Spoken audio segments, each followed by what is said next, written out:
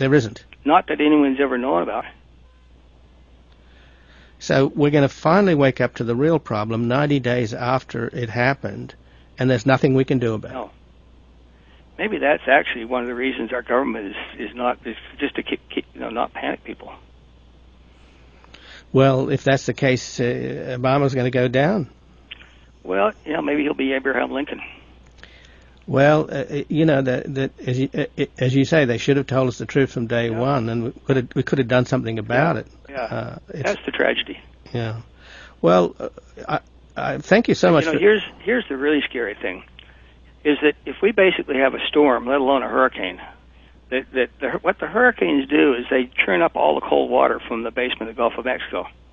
This time around, it's not going to be cold water. It's going to be this black, poisonous crude. And it'll also shut down. There are 18 power plants along the Gulf Coast that we'll have to shut down.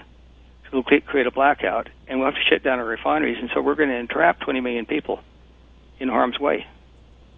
Oh, it's just incomprehensible how hideous it is, and I thank you for joining us here today. Well, thank you. Your questions couldn't be more serious, and I'm glad to hear you're digging into this because it's public service. Well, you're doing us a public service for telling us about it, and I thank you for joining us here today, Matthew Simmons. Very good. Thanks. Bye-bye. Hello again, I'm Ian Masters. I was just speaking then with Matthew Simmons, who was an energy advisor to President George W. Bush. He is considered the world's leading authority on peak oil and is the founder of the Ocean Energy Institute. And hello again, I'm Ian Masters. This is the Daily Briefing, and I'm speaking with Lisa Marginelli, who's director of the New America Foundation's Energy Policy Initiative and author of the award-winning book Oil on the Brain, Petroleum's Long, Strange Trip to Your Tank. She currently works on the promise and possibilities of a post-oil world and the unexpected complications brought about by alternative fuels and energy efficiency. Thank you so much for joining us here today, Lisa Marginelli. And Lisa... Hello, Ian. Hello. So I'm still sort of reeling from trying to absorb this scenario that Matthew Simmons has presented.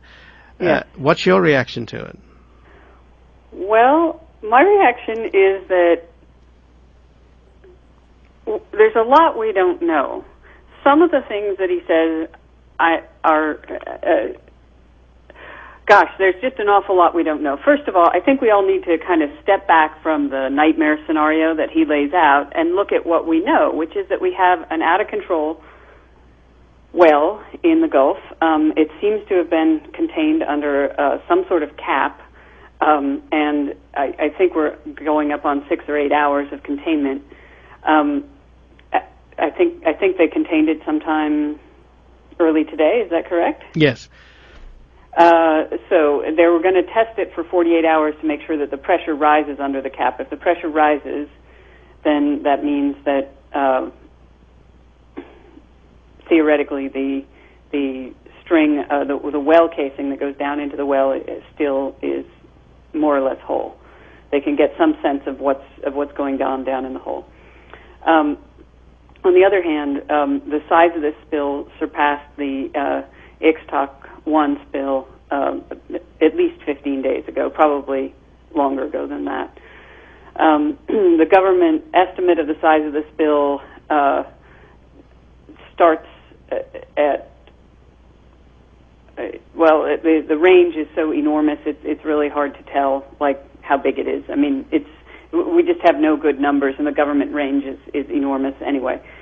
So I mean, basically, we already have a perfectly overwhelming, horrendous disaster. Obviously, it doesn't matter whether it's the biggest in the world. It is enormous already. So I guess that's the first thing to start with, is it was already enormous. It was already mind-boggling. It's already changed the whole ecosystem of the Gulf, which is the North America's most important fishing ground, if not, obviously one of the most important in the world. And 40% of our wetlands. Absolutely. Absolutely. So, okay, so then to move on to some of the specific points, where would you like to start? I don't know, Lisa. I find it overwhelming that what he was saying. And okay, so let's just back up to one thing that I would caution about this sort of information is I have found people commenting on Matthew's comments about this and what he's been saying since May 26th. So this is not the first time he said it. He's been saying it since May 26th. He told Barron's that he hosted Susan Collins, the Republican senator from Maine, and Secretary of Energy Stephen Chu at the Institute on, he said, June 14th. So he hosted them, so he would have been able to talk to them. And, I mean, there's no higher person to talk to than Stephen Chu about this. So this is not the first time he's been saying this stuff. He says that he's also been talking to people from NOAA, and that was a full month ago, at least a full month ago.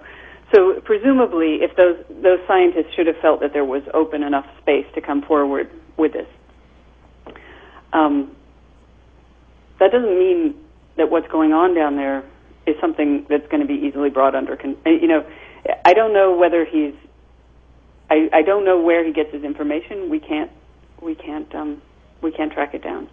No, I think the most he offered there is that the scientists aboard the NOAA vessels, Thomas Jefferson and others, are not being listened to. Yeah. Which Although, I mean, given that he spoke to them more than a month ago, in theory, some more articles would have shown up with those NOAA scientists being quoted since then. Well, which is not to say that what he's saying isn't true. I'm just saying, some of the conspiracy of this doesn't fully work out, and there's a lot we just don't know. Well, I guess the bottom line is here, because I know there's some other things I wanted to talk to you about, Lisa Marginelli, and that is that if he's what he's saying, the shocking revelations that he just presented here a moment ago, if they're found to be true, it'll happen very soon, because the stuff will keep coming up, and there won't be any denying it, And if he's proven wrong, it's still the worst environmental disaster in U.S. history. Exactly. I mean, I guess the thing is this is horrible. So it's absolutely horrible. It's very clear that many in the government have real concerns about the integrity of the well casing underground. Let me just remind the audience, some people are tuning in late, and I'm getting messages saying that they don't know what we're talking about here. Just to recap, Matthew Simmons, who former energy advisor to President George W. Bush, one of the world's leading proponents on peak oil. He's the head of the Ocean Energy Institute, which is up there in Maine, the university there, talking about putting wind turbines out in the ocean. He basically says that Shell Oil is playing a sleight of hand, that what we've been watching on television is not the real leak, that about 8 miles away there's a huge hole in the ocean that's belching out 120,000 barrels of oil a day, and frankly, he says that there's nothing we can do to stop it. So it was pretty apocalyptic. Short of dropping a nuclear device down it, right. Yeah. So just that was a recap for the listeners tuning in. Right. So... And also, I would say that some of what he says about the pipe being, the casing being jammed in the blowout protector, it appears that it's actually drill pipe that was jammed in the blowout protector, which suggests that most of the casing remains underground. So there is the whole process of drilling the relief well and hitting that very small set of casing, or that small hole with a new hole. Is going to be very tricky, and in fact, the man in charge of drilling was just talking today about how difficult thinking about drilling this well is. On the other hand, I believe he has been involved in 85 other successful relief wells. He's from a company called Boots and Coots in Canadian company, I think, isn't it? They may be a Canadian company, I'm not sure, but they basically they're not. blowouts all over the world.